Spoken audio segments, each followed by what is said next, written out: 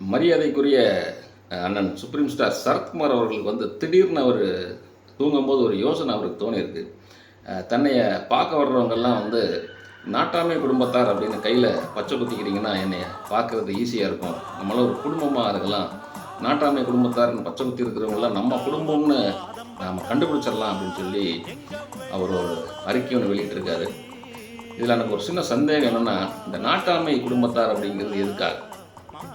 இதை விட பிரம்மாண்டமாக ஓடின படம் சூரிய வம்சம். அதில் வர்ற சின்ராசு குடும்பத்தார் இல்லை சின்ராசு அப்படின்னு பச்சை குத்தியிருக்கலாம்.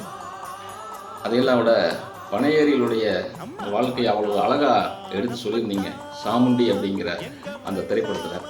அப்போ சாமுண்டி குடும்பத்தார் அப்படின்னு கூட நம்ம பச்சை கொத்தி இருந்திருக்கலாம்.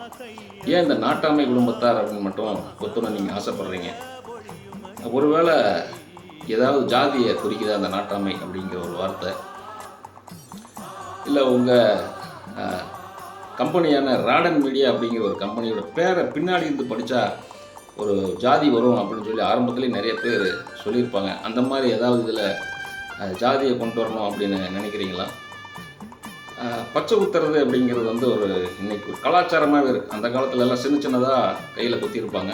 இன்றைக்கி வந்து ஒரு கலாச்சாரமாகவே மாறி போய் உடம்பு முழுக்க இன்றைக்கி டாட்டூஸ் அப்படிங்கிற பேரில் ஏதோ பண்ணிக்கிட்டு இருக்காங்க. இந்த நேரத்தில் இந்த நாட்டாமை குடும்பத்தார் அப்படின்னு பச்சை குத்து சொல்லி நீங்கள் சொல்லிடுறீங்க. அப்போ இந்த நாட்டாமை குடும்பத்தார் அப்படின்னா தமிழ்நாட்டை பொறுத்த வரைக்கும் ஒரு உயர் சாதியை தான் குறிக்குது அப்படின்னு நம்ம எடுத்துக்கலாமா?